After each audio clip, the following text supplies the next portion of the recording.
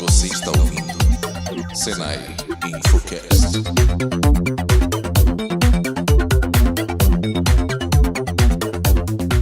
E aí pessoal, tudo bem? Aqui é o Ricardo Gerbaldo e esse é mais um episódio do Senai Infocast, o podcast da Escola Senai de Informática. Aqui a gente fala sobre tecnologia, inovação e educação. Meu nome é Gabriele Nascimento e hoje vamos falar sobre criptografia. Criptografia, Ricardo. Criptografia. O que é criptografia, Gabi? Os convidados que vão falar, senão não precisaria deles na mesa. Para conversar sobre esse assunto, a gente trouxe o Thales Fagiano, que é nosso professor aqui da escola. Olá! Para trazer um outro olhar sobre esse assunto, também convidamos a Paula Aizen, que é advogada especializada em direito digital e novas tecnologias. Tudo bem, Paula? Tudo bom, e vocês? Tudo bem. Bom, para a gente começar, a gente podia tentar descrevendo um pouquinho o que é a criptografia, né? A definição que a gente tem é que criptografia é um conjunto de técnicas pensadas para proteger uma informação de modo que apenas o emissor e o receptor consigam compreendê-la. Eu penso em criptografia e a primeira coisa que me vem à mente é sigilo e privacidade. É o sentimento que me vem quando eu penso em criptografia. O que significa que quando a gente pensa nesses termos de emissor e receptor, você dificulta a compreensão do que de fato é criptografia. Porque eu posso ter uma planilha em Excel que está dentro do meu pendrive, independente de eu ser emissor e receptor nesse processo, o que interessa é: eu tô conseguindo manter o sigilo daquilo que eu considero importante pra mim? Ou eu consigo compartilhar apenas com as pessoas que eu quero? E aí você começa a falar um pouco mais de privacidade? Então, dentro do contexto da criptografia, eu visualizo que sigilo e privacidade são as coisas mais importantes. E ela é, na minha opinião, um subtópico da área maior que é a criptologia. Que é a criptologia. Exatamente. Eu acho importante fazer essa diferenciação, de que de fato a criptografia, ela se trata de uma das técnicas para se esconder as mensagens. Hoje se fala muito de tokenização, né? Por exemplo, que é uma outra técnica, onde você embaralha as informações, você não camufla tanto como na criptografia. O técnico aqui vai saber dizer melhor. Mas é importante as pessoas se atentarem que é uma das técnicas existentes, né? Não a única. A criptografia, você não faz isso sempre de um mesmo jeito? É isso que vocês estão me falando? Exato, existem diversas formas. Então, você pode entender como embaralhar, você pode entender como deixar ela ininteligível para alguém que você não queira compartilhar essa mensagem.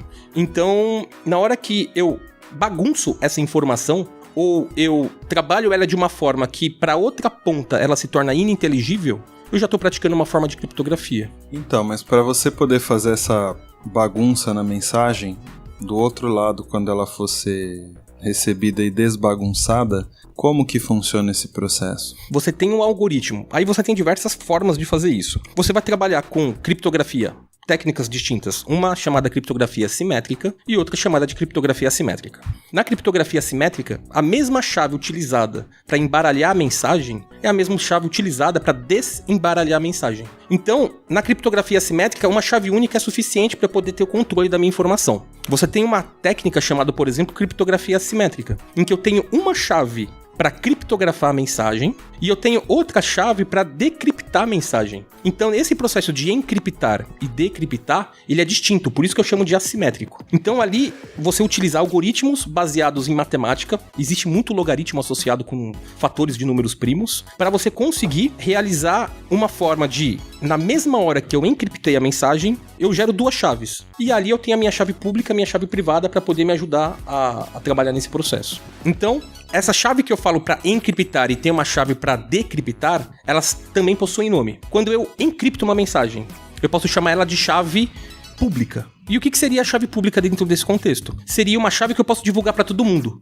E todo mundo que quiser enviar uma mensagem para mim pode ter acesso a essa chave, porque a única coisa que essa chave faz, que é um número, 1, 2, 3, 4, 5, que pode ser um arquivo de texto com um monte de letrinhas. Essa chave pública ela é divulgada para todo mundo. A chave privada se chama privada pelo fato de eu não compartilhar ela com ninguém. Eu sou o detentor da chave privada e é por meio dessa chave privada que eu tenho a capacidade de decriptar essa informação. Então, toda ponta que for receber uma informação criptografada, inicialmente a primeira coisa que ela faz então é transmitir para os interessados em se comunicar essa chave pública. Exatamente, perfeito. E aí todas as mensagens forem chegar para mim, vão ter sido encriptadas com essa chave pública. Exato. Mas só com a chave privada, que aí sim, essa só eu conheço. Exato. É que a mensagem vai ser desencriptada. Perfeito. É isso. É uma ferramenta que a gente usa muito, né? E todo mundo sabe que tem criptografia, é o WhatsApp. Perfeito. Como que funciona isso dentro do WhatsApp aí na prática? É chamada criptografia de ponta a ponta. Então,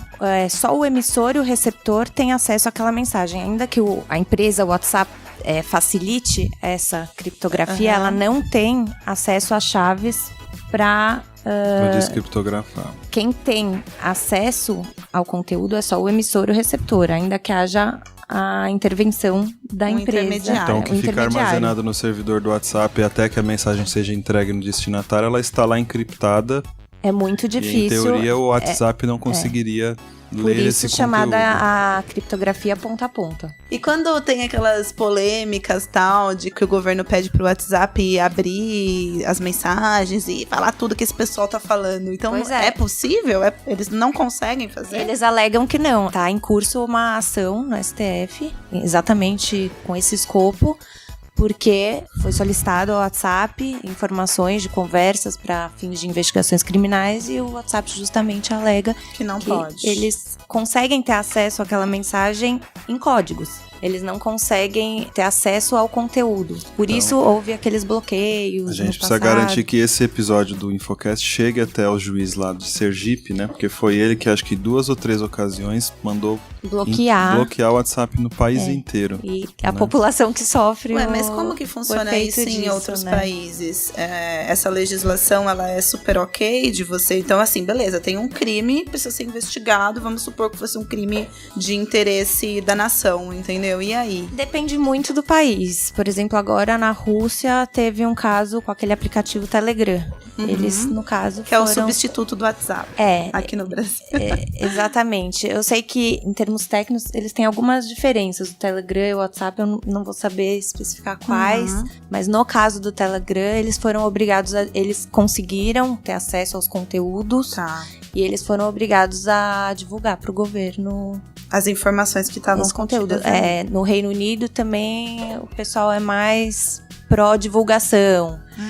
É algo ainda muito subjetivo que tem sido pauta de inúmeras discussões. Mas na sua opinião, você acha que faz sentido que a gente tem essa possibilidade de um sigilo tão absoluto que eu acho bem complicado, porque você mexe com direitos fundamentais aí, né? A criptografia, ela vem para garantir alguns direitos fundamentais, como a liberdade de expressão e a privacidade. Ao mesmo tempo, eu acredito que sim, tem que ser encontrada alguma forma de achar algum equilíbrio entre esses interesses privados e públicos, porque é um interesse público ter acesso às informações para que as investigações criminais sejam realmente efetivas. Então, é algo que eu não tenho uma resposta para te dar, mas que eu acredito que é necessário encontrar um equilíbrio, porque todos esses são direitos muito importantes. Se você nega totalmente o acesso ao conteúdo de um aplicativo como o WhatsApp, você preserva os direitos fundamentais de privacidade e de liberdade de expressão, mas você acaba prejudicando muito a sociedade, porque esses aplicativos são usados para crimes sérios, como terrorismo, enfim. E aí, como que funcionava antes da gente ter esses aplicativos? A gente não tinha esse grau de privacidade, então é isso que você está trazendo. Uma ligação, por exemplo, por telefone, ela sempre era possível ou mais fácil de ser rastreada? Mais fácil. Então, quando vem a tecnologia, ela vem com esse poder de trazer uma privacidade realmente maior para as pessoas. Sim, a criptografia, ela é uma das ferramentas mais úteis para se proteger as informações dos dados pessoais. Mas, tirando o WhatsApp, que foi esse primeiro assunto aí que a gente trouxe, que a criptografia está na vida das pessoas, quais são outros momentos que ela está presente e que a gente talvez nem saiba, ou qual o potencial de uso? Acho que pelo menos no meu dia a dia, um exemplo bem palpável é a assinatura digital, né? Hoje em dia muitos contratos têm sido formalizados pelo meio digital e a assinatura digital, ela se dá por meio da criptografia. Então ela garante a autenticidade daquele documento, que a origem daquele documento é real, não só a autenticidade, como ela garante o não repúdio da parte que envia, que não pode negar que foi ela quem enviou. Então, garante que aquele documento está saindo daquele lugar. Então, não é só sigilo, também tem a questão da autenticação como um valor da criptografia. E da integridade também, de que aquele documento saiu de uma forma, de uma determinada forma, e chegou daquela mesma forma. Então, ele não foi alterado no meio do caminho. Mas essa questão da autenticidade que você falou, que o emissor não conseguiria negar a emissão, como que isso é garantido? Acho que ele vai saber explicar melhor.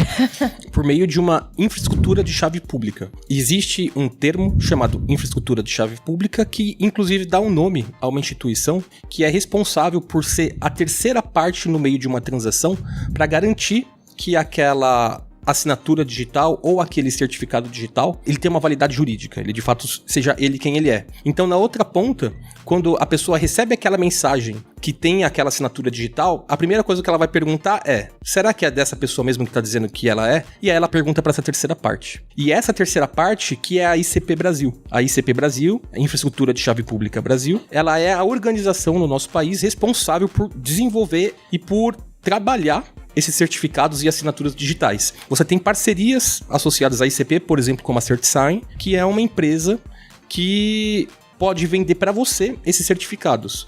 Acho que, para quem é advogado, a OAB hoje, toda a OAB está associada a uma dessas assinaturas, todos os documentos jurídicos estão associados a uma dessas assinaturas. Sim, porque tudo hoje é pelo meio digital, né? Processo, você protocola, peticiona, tudo via digital, via certificado digital. Então, o próximo assunto é como que a criptografia está na nossa vida enquanto navegação na internet. Eu, enquanto usuário, preciso me preocupar com isso.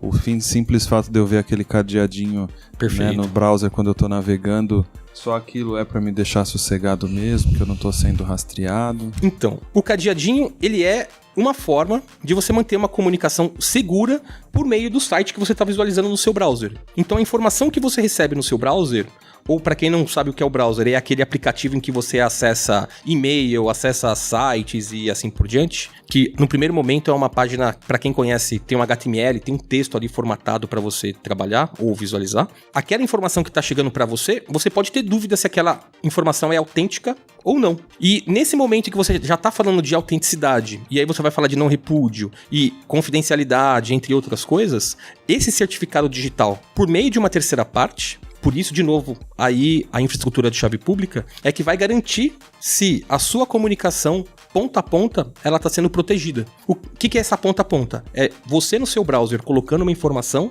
e na outra ponta o servidor, que pode ser um banco, que pode ser um site pessoal com informações diversas e assim por diante. Então é nessa hora que é a diferença, porque você vê lá em cima www.bancodobrasil.com.br, como um exemplo.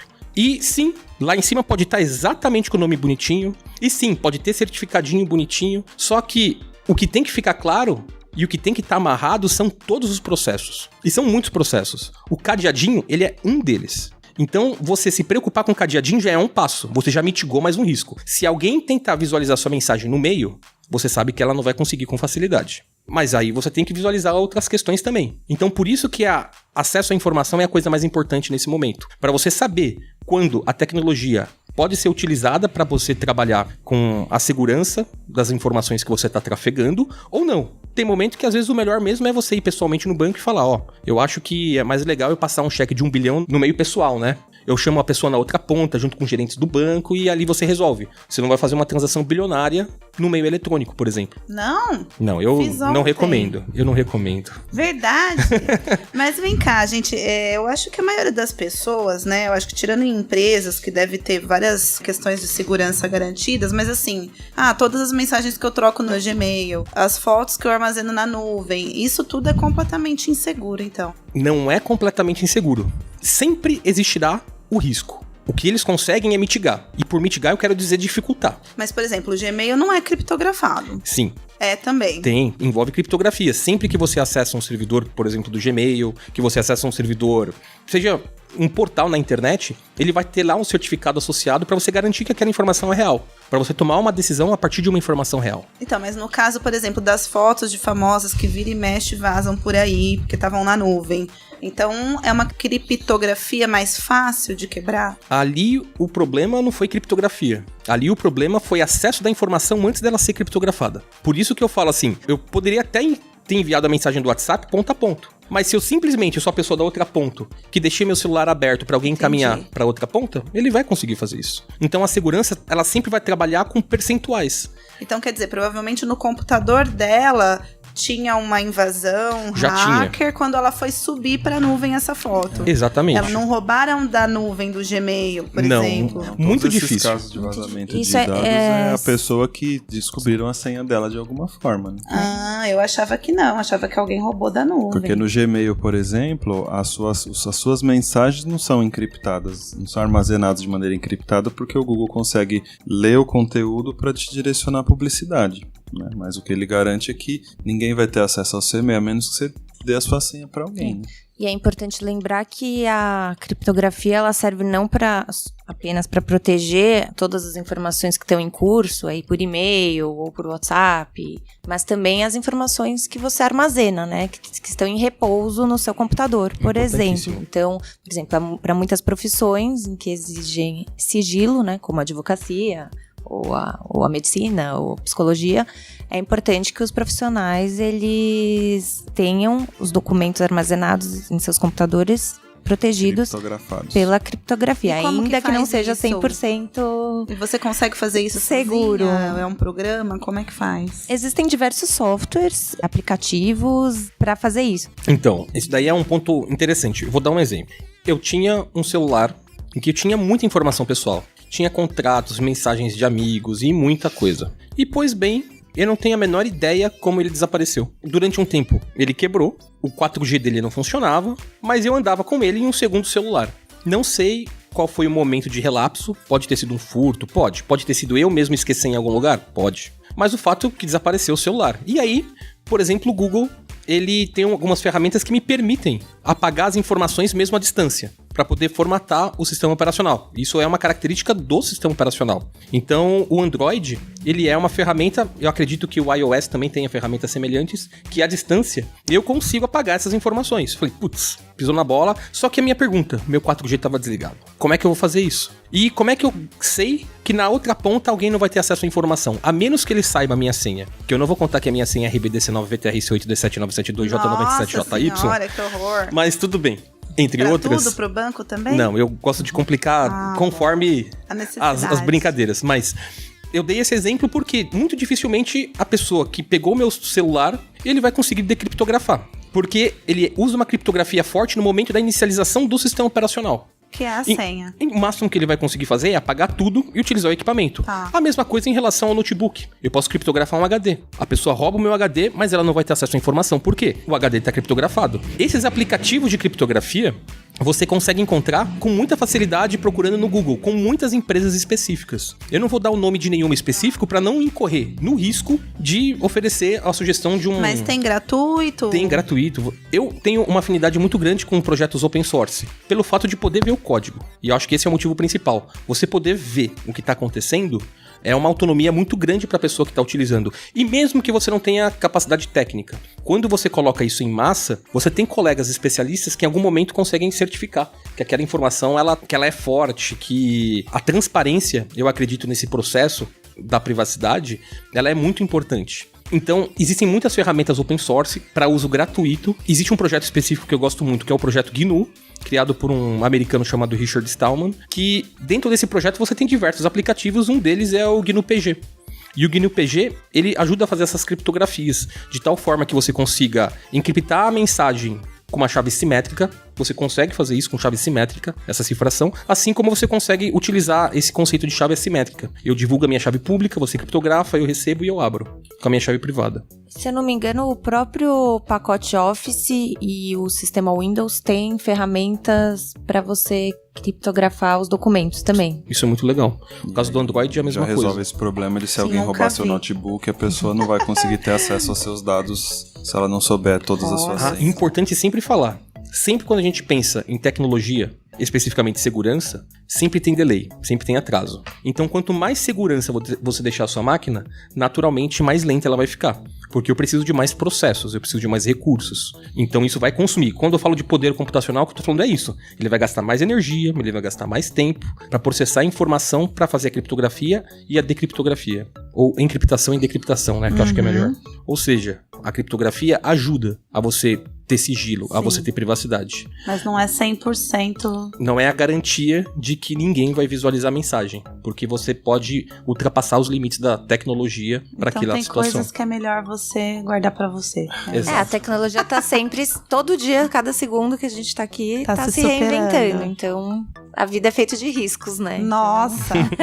Bom, pessoal, com essa mensagem profunda, então, de assumir os seus riscos na internet, nos computadores, né? O que a gente tem que fazer é usar as ferramentas existentes, que é o pra que ele ressaltou, para se proteger e ficar atento aí às novas tecnologias que vão surgindo. Para poder atualizar também essas formas de ficar seguro. Sim, e sempre prestar atenção, né, no que você tá aceitando, porque a gente quer logo usar os serviços aí da internet e a gente vai dando o aceite. Então é importante saber ler os termos de uso, por mais chatos que eles sejam mesmo, mas ler o que você tá permitindo aí ser compartilhado, né? Ainda mais agora com a lei de proteção de dados, que ela dá um direito a nós, usuários, de se proteger mais ainda, né? De recusar que algumas informações sejam compartilhadas, de se você aceitou, você poder voltar atrás também, de você solicitar para onde sua informação tá indo. Então, com a nova lei, a gente vai ter uma melhoria nesse relacionamento. Com certeza, com certeza. Não sei, ainda não se sabe direito como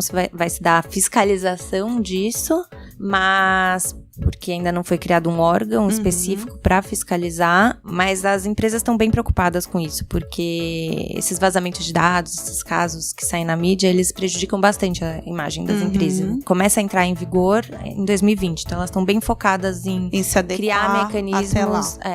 Sim. Então tá bom, pessoal. Muito obrigada pela participação. Aí o Thales não se aguenta, vai, Thales. Eu preciso mandar um beijo pra minha mãe. Mãe, se você escutar, eu te amo. Bom, faça ela escutar. Eu também quero falar pros meus alunos, se você escutar alguma coisa errada, comenta aí em qualquer lugar, comenta na rede social, comenta o que você pode contribuir demais. E aí, como funciona o WhatsApp? Explica pra mim como funciona, porque dentro da sala de aula eu expliquei um pouquinho. Mas agora aqui dá pra você botar a mão na massa e fazer o negócio acontecer. Eu quero debate mesmo.